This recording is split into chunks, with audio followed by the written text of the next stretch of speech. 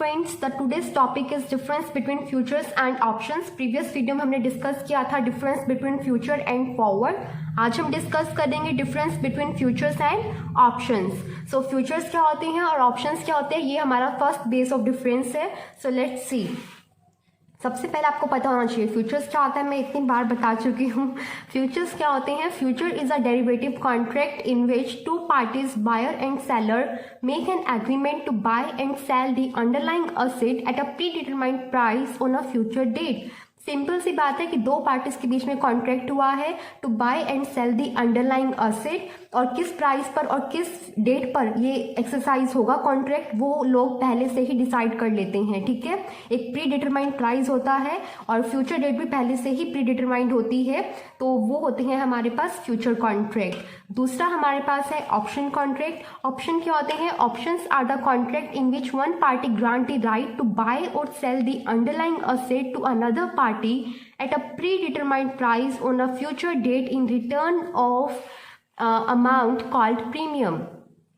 क्या कह रहे हैं? फ्यूचर में जैसे हमारे पास दो पार्टीज थी, दोनों ने कॉन्ट्रैक्ट किया to buy and sell the asset at a predetermined price and on a future date, उसी तरह ऑप्शंस में भी दो पार्टीज होंगी। बट यहाँ दो पार्टीज कौन कौन होंगी? एक होगा ऑप्शन राइटर, एक होगा ऑप्शन बायर। जो पार्टी ग्रांट करेगी राइट टू बाय और सेल द असेट, उस पार्टी को ऑप्शन राइटर बोलेंगे, और जिसको राइट ग्रांट किया जाएगा उसको ऑप्शन बायर बोलेंगे। ठीक है, तो यहाँ पर असेट को बाय और सेल कौन कर रहा था? ऑप्शन जो कॉन्ट्रैक्ट का बायर है वो असेट को बाय कर रहा था, और ऑप्शन कॉन्ट्रैक्ट का जो राइटर है वो असेट को सेल कर रहा था। बट यहाँ पर ऐसा नहीं होगा।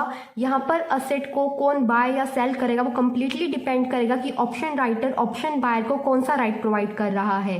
ठीक है, तो वो थोड़ा डिटेल में हो जाएगा, वो आई डोंट थिंक सो आपको समझने की जरूरत है, वो मैं अलग से आपको समझाऊंगी in the video of types of options कि हमारे पास किस तरह से वो सब कुछ होता है। फिलहाल आप जो मेजर मतलब है इसका, जो ऊपर का जो मतलब है, मेन कंसेप्ट है, वो समझिए कि यहाँ पर हमारे पास दो पार्टीज थी, दोनों में कॉन्ट्रैक्ट हुआ टू बाय और सेल द असेट। यहाँ पर भी दो पार्टीज है जिसमें एक पार्टी दूसरी पार्टी को राइट ग्रांट करती है। राइट किस चीज का? टू बाय और सेल दी अंडरलाइंग असेट। दूसरी पार्टी को वो राइट देगी, और वो असेट को बाय या सेल करने का जो राइट ग्रांट करेगी वो किस प्राइस पर करना है और किस डेट पर करना है वो भी पहले से डिसाइडेड होगी। और उसके बदले में जो पार्टी क्या करेगी? राइट को ग्रांट करेगी। दैट मीन्स जो ऑप्शन राइटर ऑप्शन बायर को राइट ग्रांट करेगा, उसके बदले कुछ अमाउंट चार्ज करेगा राइट ग्रांट करने के बदले, और जो वो अमाउंट चार्ज करेगा उसे हम क्या बोलते हैं? प्रीमियम। तो ये है मतलब। अगर मतलब समझ में नहीं आया है या और डिटेल में समझना है तो प्रीवियस वीडियोस जो मैंने एक सेपरेट वीडियो ऑप्शंस के ऊपर बनाई है आप वो रेफर कर सकते हो, और जो टाइप्स ऑफ डेरिवेटिव पर बनाई है उसमें फ्यूचर का पूरा डिटेल मीनिंग उसमें मेंशन है, तो आप वो भी देख सकते हो। दोनों वीडियोस का लिंक मैं डिस्क्रिप्शन में जरूर मेंशन कर दूंगी। ठीक है, सो ये था हमारे पास फ्यूचर और ऑप्शन का मतलब। सेकेंड जो है पॉइंट ऑफ डिफरेंस वो है हमारे पास ऑब्लिगेशन। ऑब्लिगेशन में क्या है कि फ्यूचर में obligation is on both the parties to exercise the contract. यहाँ पर दो पार्टीज है, एक ऑप्शन बायर और एक ऑप्शन राइटर। दोनों पार्टीज के ऊपर ये ऑब्लिगेशन होती है, मींस कंपल्शन होती है दोनों पार्टीज पर कि उन्हें प्री डिटरमाइंड प्राइस पर और प्री डिटरमाइंड जो डेट है उस पर कॉन्ट्रैक्ट को एक्सरसाइज करना ही करना पड़ेगा। वो फ्यूचर में बैकआउट नहीं कर सकते कि हम एक्सरसाइज नहीं करेंगे।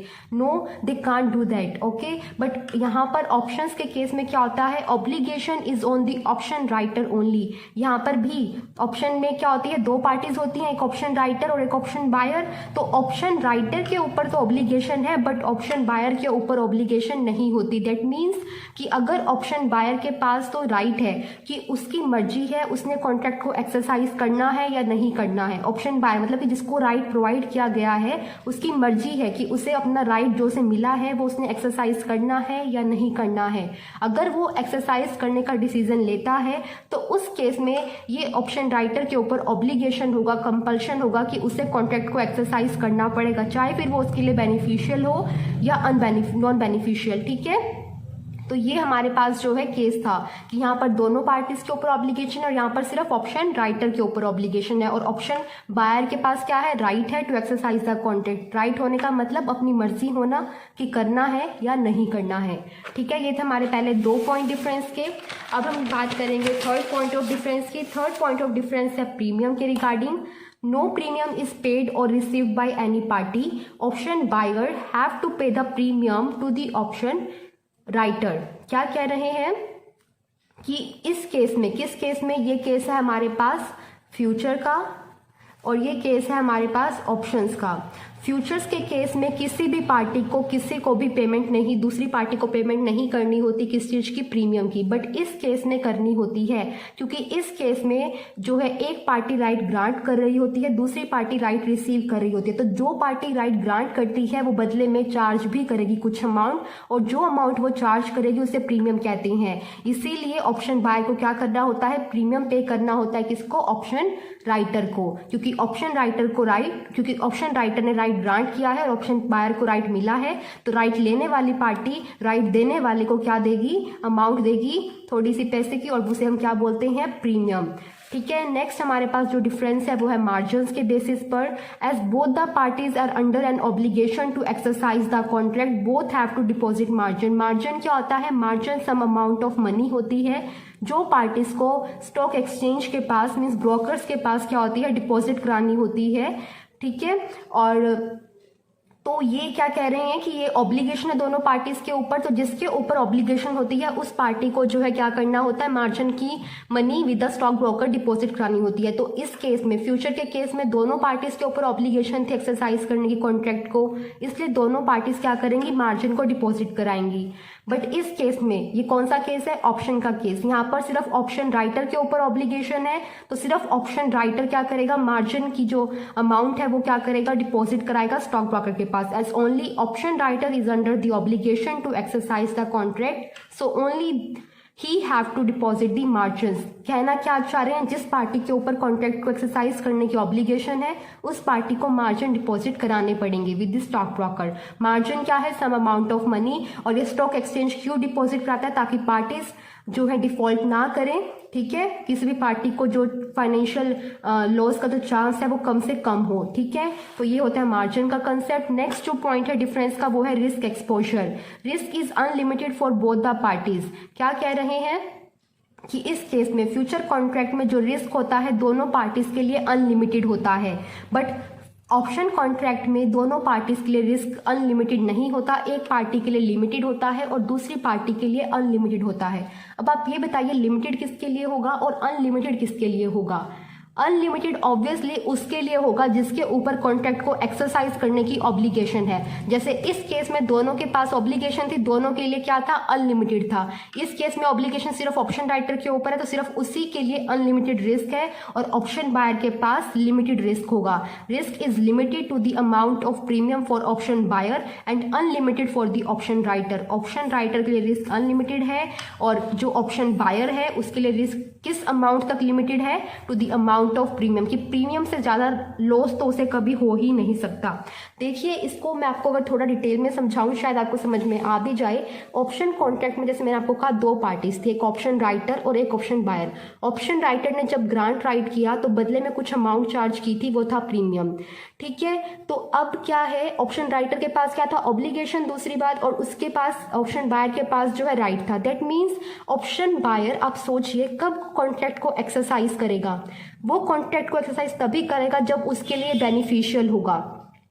ऑब्वियसली बात है, जब उसके लिए बेनिफिशियल होगा, और अगर उसके लिए बेनिफिशियल है फिर तो उसके लिए कोई रिस्क है ही नहीं। दैट मीन्स उस केस में तो उसको रिस्क हुआ ही नहीं। बट अगर मान लो उसके लिए बेनिफिशियल नहीं है और उसने कॉन्ट्रैक्ट एक्सरसाइज नहीं किया, तो फिर भी उसको क्या कोई लॉस हुआ उस टाइम पर? यस, उस टाइम पर भी उसको लॉस हुआ, और वो लॉस था प्रीमियम जो उसे पे करना ही करना है। ठीक है, कि ऑप्शन बायर के पास राइट तो होता है कि उसकी मर्जी है उसे कॉन्ट्रैक्ट एक्सरसाइज करना है नहीं करना है, बट प्रीमियम उसे देना ही देना पड़ेगा दोनों केस में, चाहे वो कॉन्ट्रैक्ट एक्सरसाइज करे चाहे ना करे। ऑप्शन राइटर को ऑप्शन बायर को प्रीमियम, ऑप्शन बायर को ऑप्शन राइटर को प्रीमियम देना ही देना पड़ेगा। ठीक है, तो इसीलिए जो ऑप्शन बायर का रिस्क है वो to the amount of premium limited होता है, क्योंकि अगर उसे लॉस हुआ भी तो सिर्फ इतनी अमाउंट का होगा। बट ऑप्शन जो हमारे पास राइटर है उसके लिए रिस्क अनलिमिटेड होता है। तो ये है हमारे पास total concept of options and futures, और इनके ये बीच में ये 5 मेजर डिफरेंसेस थे। आई होप सो आपको ये समझ में आएंगे। ये जो क्वेश्चन है difference between future and option is a very important question, ये एग्जाम्स में बहुत बार आता है। And it's very important concept to understand about. I hope so आपको इस वीडियो को देखकर ये कंसेप्ट बिल्कुल क्लियर हो गया है. स्टिल अगर आपको कोई भी डाउट है, you can ask from me in the comment section. And if you enjoyed this content, do like the video and also share it with your friends, and don't forget to subscribe the channel. Thank you.